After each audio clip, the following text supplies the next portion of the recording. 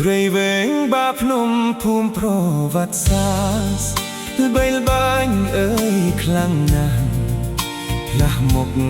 មាត់ថ្មីភូមិឋាននរយទុំទាវនិស័យស្មោះស្ម័គ្រអើយភក្តីហ៊ាមខ្សែសង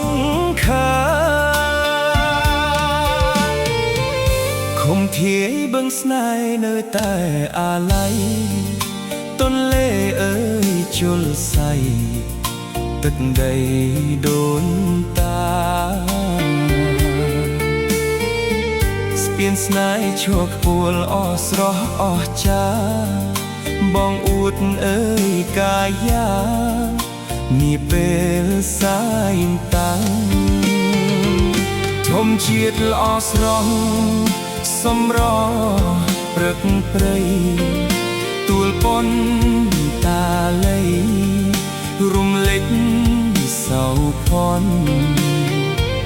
សត្វស្លាបប្រងព្រាតរាប់រយម៉ឺនប៉ុនខ្មែរគ្រប់តំបន់ចង់មកទេសនា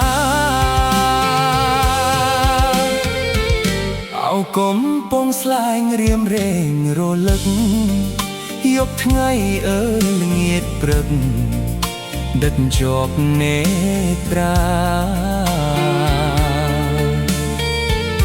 ទួលពុនតាលីអ្នកស្រស់ម្លេះណាធ្វើឲ្យចិនដាខ្ញុំនឹកមិនភ្លេច